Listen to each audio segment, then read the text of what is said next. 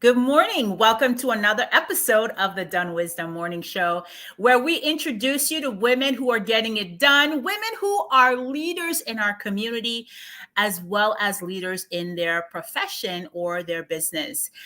Today, we are going to have a really interesting conversation about knowing your worth.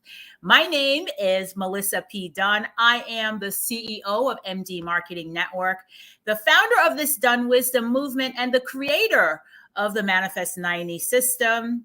So, I have a question for you. Do you believe that you're worth it? Do you believe that you're worth the next raise or the next contract or love or abundance? Do you believe you're worth it? Well, a lot of women that I speak to say that they sometimes struggle with imposter syndrome. Sometimes they doubt themselves. And a lot of it really stems from this whole conversation around being enough, this whole conversation around knowing your worth. So today we're going to explore that through the lens of our guest, Miss Barbara Jacques. She is an entrepreneur. She owns a skincare line. In fact, if my memory serves me right, she owns a vegan skincare line. And so she deals with worth all day long. Ladies and gentlemen, help me to welcome our next guest, Miss Barbara. Hey, Barbara. Hi, everyone. Welcome to the show. Thank you for having me. So, Barbara, here we really pride ourselves on introducing our audience to women who are getting things done. Could you share a little bit about who you are and just give me a 30-second elevator pitch about your business? Yeah, so my name is Barbara Jacques, and I am the founder and creator of JACQ Skincare, an all-natural vegan skincare line created for women of color by a woman of color. I started the line about 10 years ago as a hobby when my husband and I learned we were expecting our daughter, Dominique.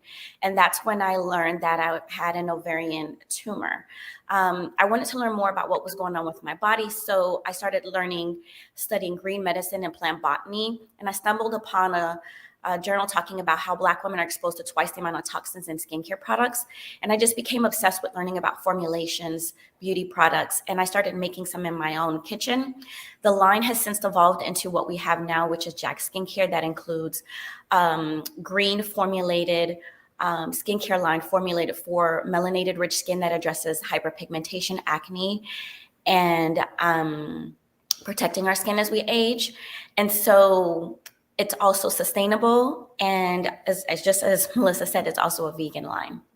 Oh, I love that. So let's rewind a little bit and talk to us about what inspired you. You said that you were going through a pregnancy. How did everything turn out? Or how is your health now? My health is pretty good. My health is pretty good. I'm pretty on top of my health. But what that did was that sparked something in me that I didn't even realize that I myself, or took me down this journey, right? Number one, it taught me to take better care of myself, right? And manage my stress environment. Take a step to slow down and listen to my body when my body's trying to tell me something. But more so the importance of, because I love beauty and all things that encompasses beauty, it took me to the makeup out question and look twice at the ingredients on the back of beauty labels and why they were there, and understanding how the role that it played in terms of my overall health and the long-term effect that it had. But it also made me question, what was I doing for the sake of being cute, and understanding how to be more of a conscious consumer, just rather than just consuming for the sake of maintaining a trend or getting a compliment. So it taught me the importance of thinking twice about the environment and thinking about my overall health, as well as the community around me. Very good. Hey, Peter, good morning. Thank you for watching the show again. Listen, you guys, if you have questions for our guests, do type it in. Remember, you are indeed my co-hosts. We're in this thing together. So type in your questions if you have any for Barbara. Today, we are speaking about worth. And we're examining worth through the lens of her entrepreneurial journey. So far, Barbara is telling us a little bit about her business. If you're just joining, please chime in. So, Barbara, you learned a lot about yourself. How did the question of worth come into that part of your journey? I think that's first of all, that's an amazing question. I think worth, I think it's something that we as women kind of struggle with, whether you're in your preteens, whether you're a teenager, whether in your early 20s trying to find yourself, or even 30s just discovering yourself or coming into your own, right? Or even your 40s, because some women go through it in their 40s and 50s. Lucky for me, I had a mother that poured into me when I wasn't feeling like myself or I felt lost. In terms of worth, it took it took me sitting down to ask myself whether other people's opinion of who I was and what I was doing added value to my life. Um, and it took me a minute to kind of sit and, because for me during that journey, it wasn't just like, oh my gosh, the skincare products. I was pregnant and I was dealing with a terminally ill illness during my pregnancy. And so it was really eye awakening, as well as just life transforming, because I, at that time, was starting a new chapter, but I also was dealing with possibly may not even being able to carry through birth, or maybe even passing on, depending upon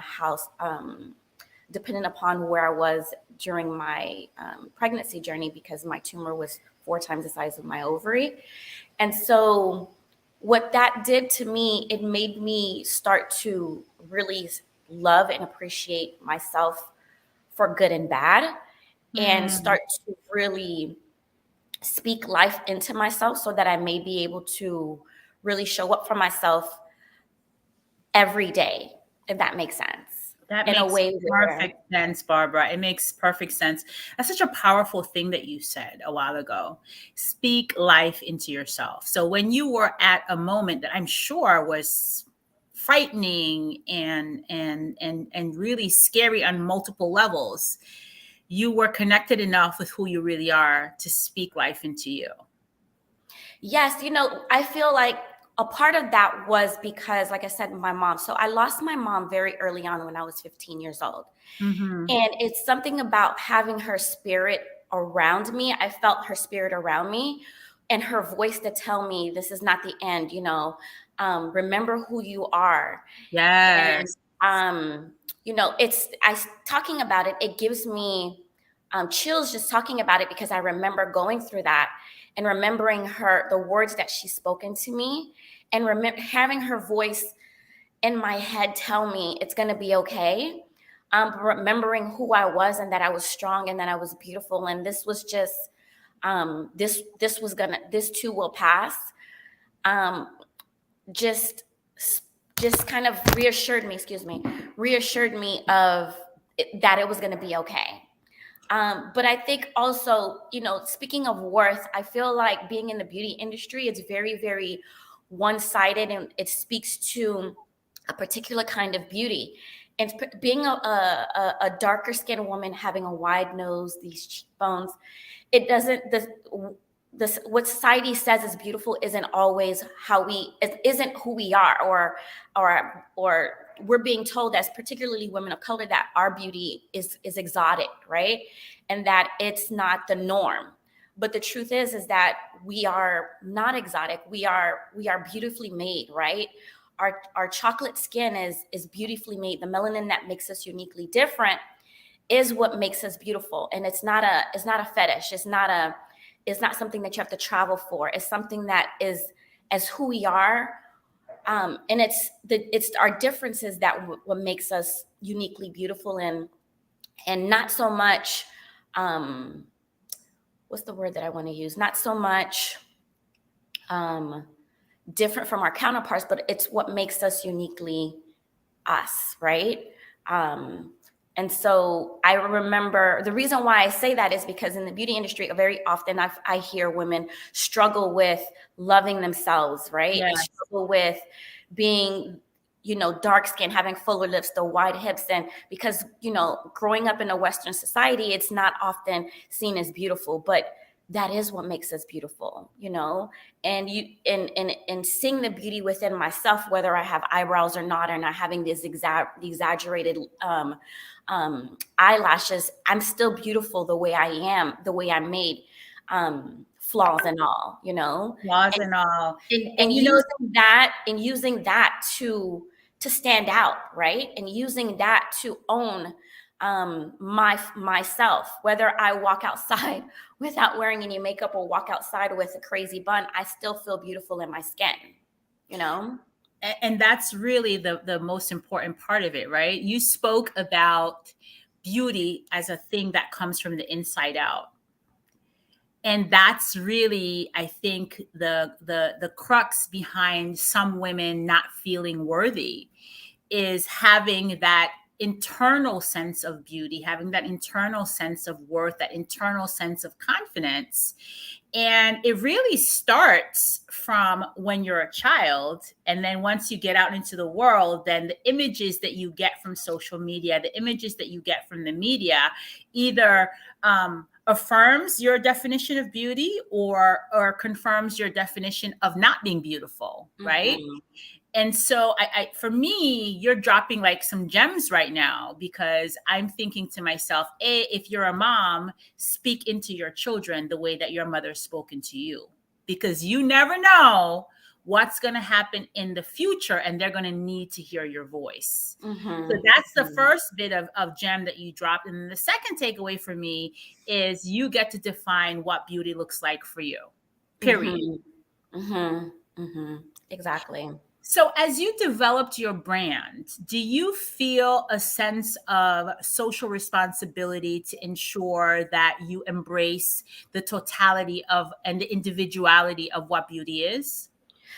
I do. I do. You know, I feel like, first of all, stumbling upon that journal, that research journal talking about how Black women are exposed to twice the amount of toxins, it just was shocking in itself. But then realizing when you go down the beauty aisle, number one, that there at the time there weren't any beauty products marketed or that spoke directly to Black women, right? And so why is that? And so little old me, not realizing that tinkering in my kitchen would then speak to women everywhere that were looking for the same thing that I was looking for. And then number two, creating something that was truly clean and green, that didn't contain toxins or were hormone disruptors or that caused cancer long term, was also one of my main priorities. Because if we're slathering on lotion, but in the long run, it's causing more harm than good, then what are we doing for our kids? Also, what effect does that have on not just us, but also our entire family? And so for me, it took realizing like this was really much bigger than myself.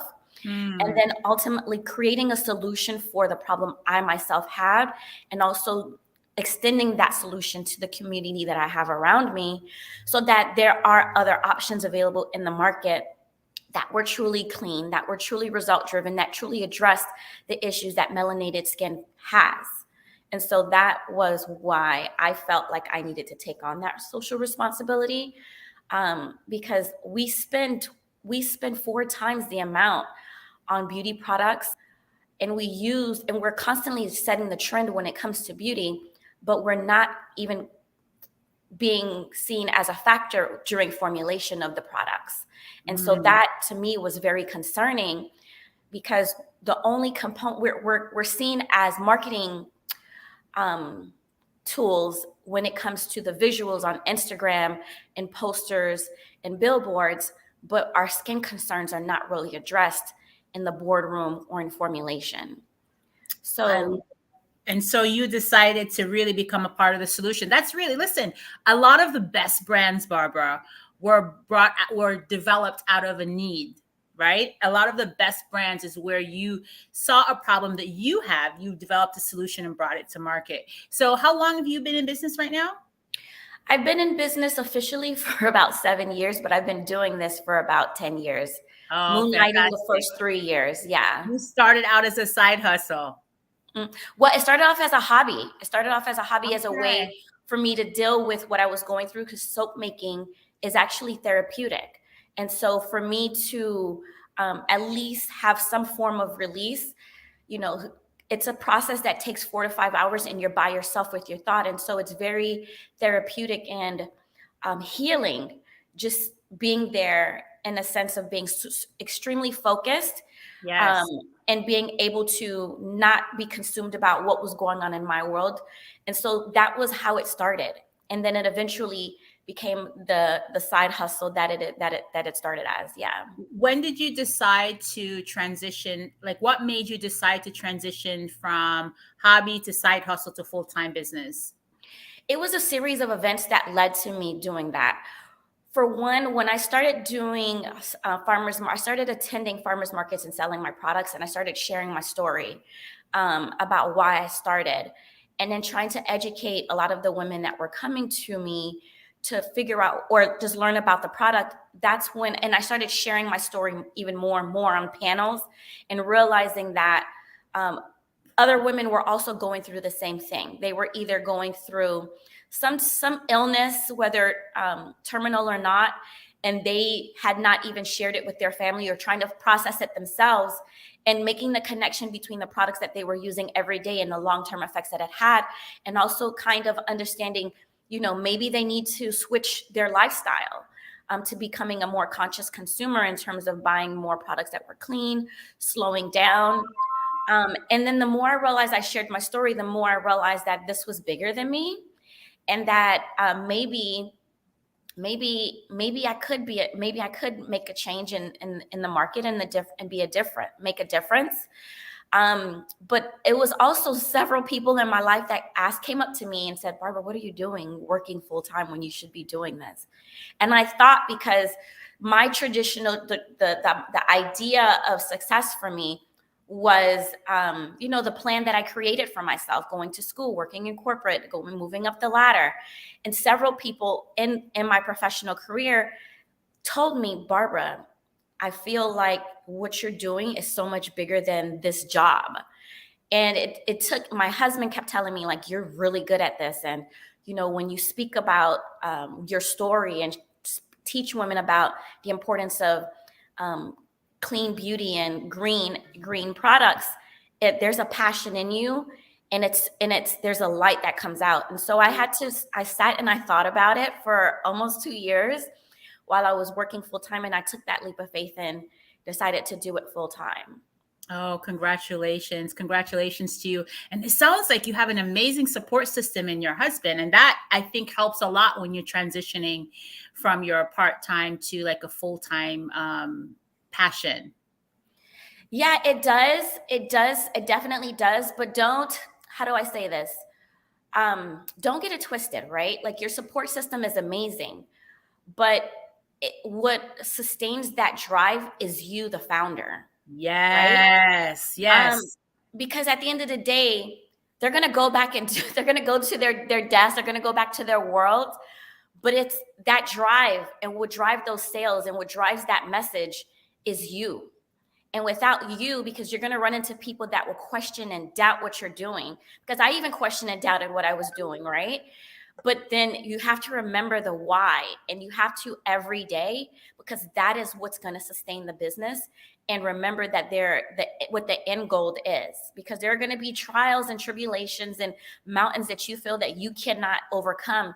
And those people have gone on. But you have to be the one to see that light at the end of the tunnel. Whether it's in your community around you, my community around me changed so much, right? But I had to be that one sustaining force to remember that this is what my long-term goal was, and who my customer was, and why I'm serving her. And remember each day that this road is being done purposefully. I love that. With purpose and drive and Mhm. focus and a willingness to do the work, then that's what you do.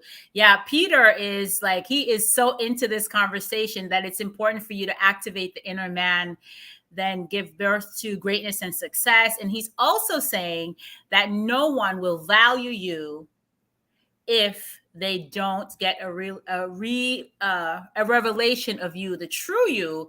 And of course, he's also saying encouragement, sweeten labor. And I have to tell you that phrase, Peter, is one of my grandmother's favorite phrase. Encouragement. I'm going to say it with my Jamaican accent. Encouragement, sweeten labor. So, Barbara, where can we buy your products? You can purchase our products on Target.com, and you can also purchase our products on our website at shop.JACQs, JACQs.com.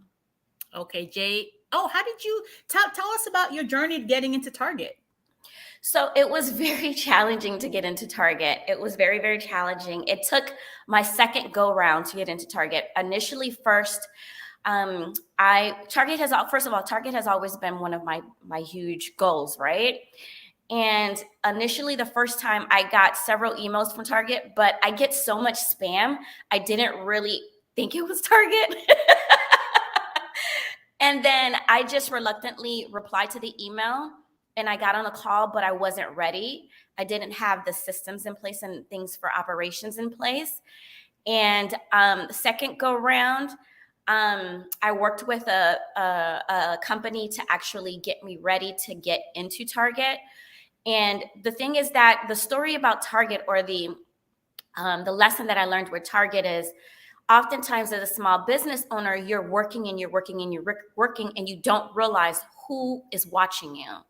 Because even though I wanted to get into Target, I couldn't find any of the buyer's information.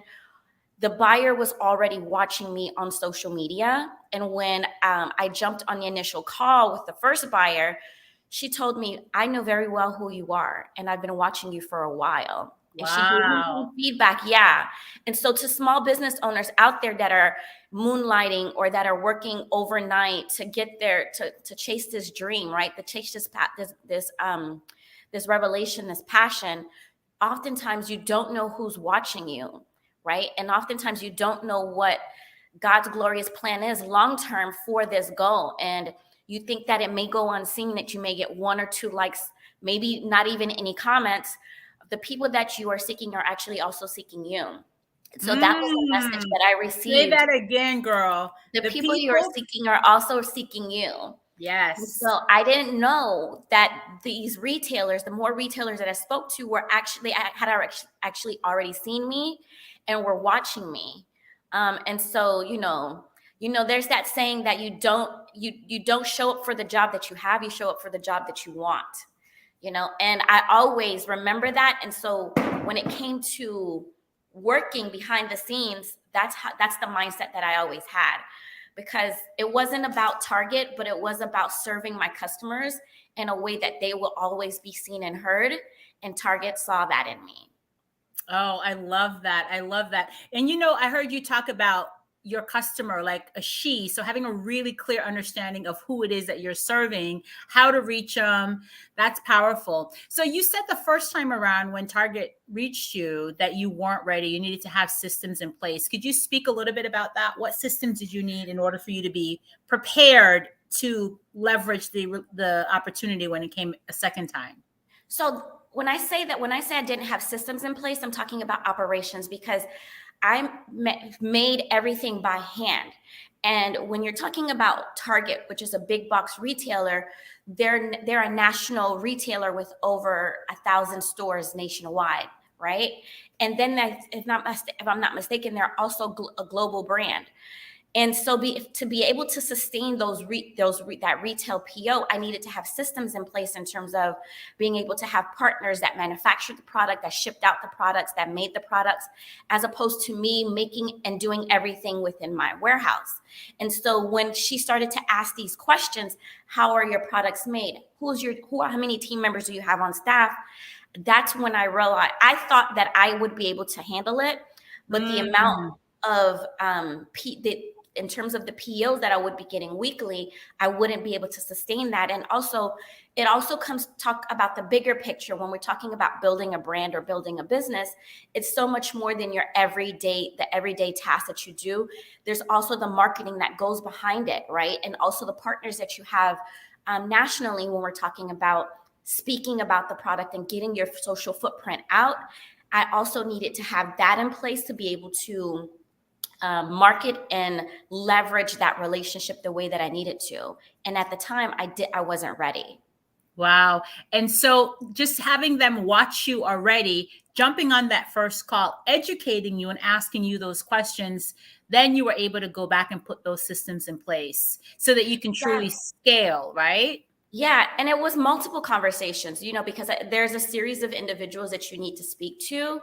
And the more I started to, and it took me a while because I was really upset with myself because I thought I lost. I took that one opportunity that I had to knock it out of the park. I kicked myself, right? I was really upset with myself, but it was a moment for me to learn, as opposed to me getting what I needed and failing really, really badly. But it took a series of conversations because first I spoke with the buyer, then I spoke with her supervisor. And before, I didn't get past that supervisor because she's like, this is a great brand, but you need to do a little bit more. And I just didn't understand what that little bit more was until I had to take a step back and reevaluate the conversation and understand that, one of my mentors was like, Barbara, you're ready for it, but then you need to have these things in place in order to succeed. And they're only setting you up for success. And so don't take it personally, but see it as, oh, okay, thank you.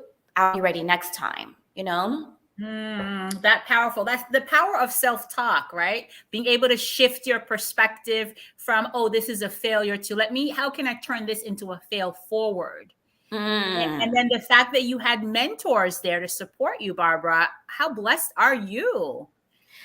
Yes, that word mentor, right? It's kind of hard to find a mentor that gets it, or even just find a mentor, period, particularly in the beauty industry and in living in South Florida, where I feel like there's not a lot of consumer product goods, right? Where individuals understand that it's not tech. It's not import export, and that it's more than just a product that I'm just tinkering in my kitchen. They saw something in me. It was my networking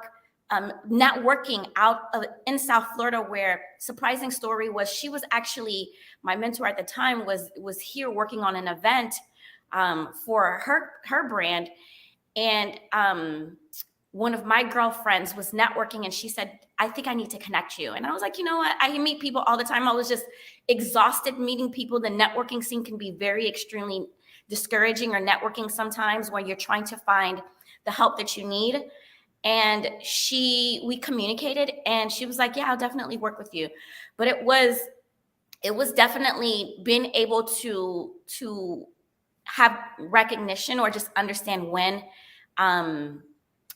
when you find that right person, because I was looking for a mentor in my field for years before I stumbled upon this gem, right? Who actually worked in the industry, who understand what my goals were, who understand being a Black-owned, female-run company and the struggles that entailed, and being able to help me overcome those barricades and walls and that ceiling fan is a blessing, So to those that are struggling finding mentors or may have someone in their life, I would say hold on to them dearly, but don't give up on trying to find that mentor in your field that would be able to help guide you along the way. Yeah. Oh, powerful, powerful, powerful. Barbara, thank you so much for sharing your story. I feel like I actually have a program called Lauderhill Shines. I'm a vice mayor in the city of Lauderhill. And I have a bunch of entrepreneurs who are really looking to get where you are. If you don't mind, I'm going to ask my aide to reach out to you, if perhaps or reach out to Yvette, perhaps you'd be willing to have a conversation with some of my folks in the city. Oh, yes, of course. Thank you so much, Barbara. Any final words of wisdom that you want to share?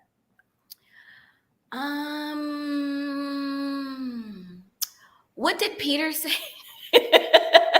What did Peter say? And you said in patois, what did Peter say? Oh, yeah. He said encouragement, sweetened labor.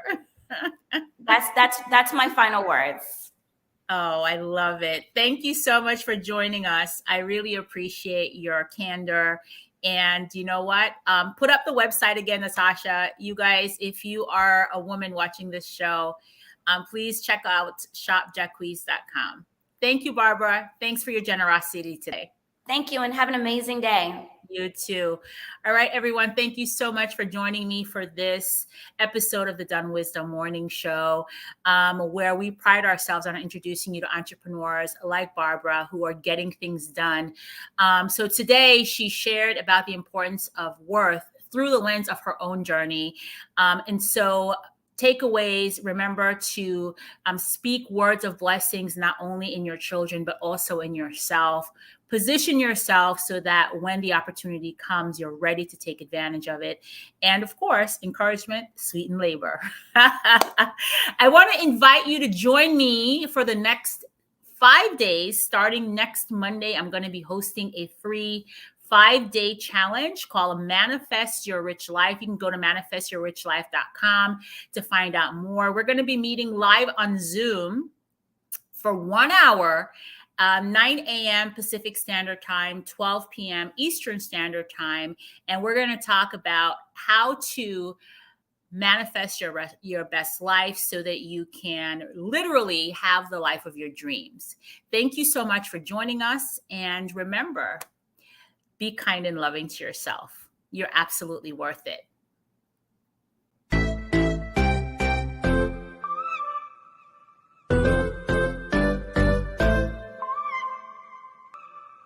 When you sign up for this class, you're saying yes to your dreams. You're saying yes to your possibilities. You're saying yes to your life. The question is, are you ready? Are you ready to step fully into your greatness? Are you ready to become the person that you were destined to be? Are you ready to activate your success consciousness? Are you ready to get it done? Let's get it done, y'all!